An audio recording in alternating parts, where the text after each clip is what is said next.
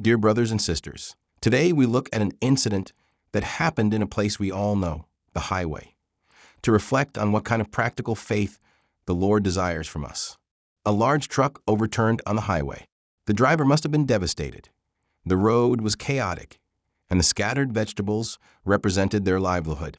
The accident scene was also extremely dangerous, risking secondary collisions.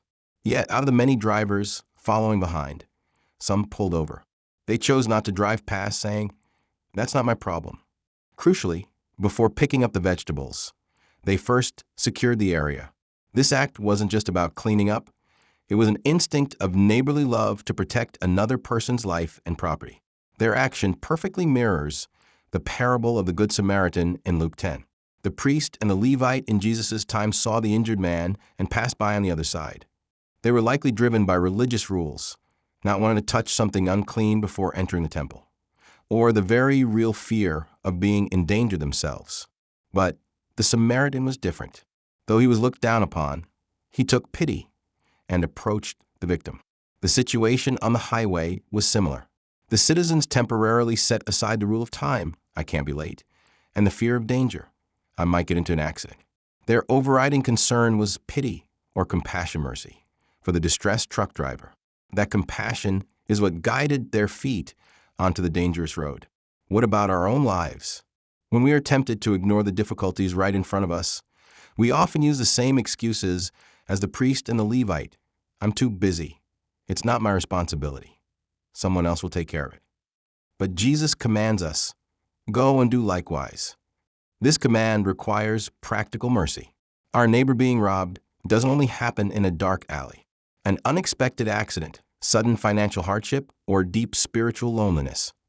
All of these are robbed situations that our neighbors experience. Cleaning up the vegetables on the highway might seem like a simple task, but for the truck driver, it was the beginning of restoring their livelihood and comforting their soul. By helping clean up, the driver must have felt the warmth of community, that they were not alone. Brothers and sisters, our small acts of assistance can sometimes go beyond material recovery to send a powerful message that God's love is alive to a neighbor facing despair. Galatians 6 verse 2 encourages us, "Carry each other's burdens, and in this way you will fulfill the law of Christ." The citizens on the highway momentarily carried the sudden burden of the truck driver.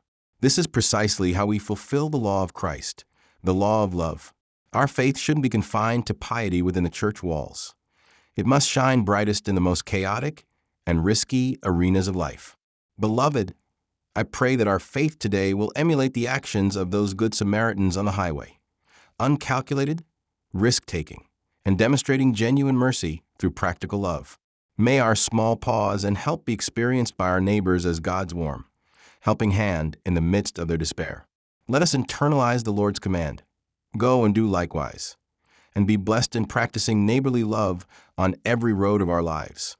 A man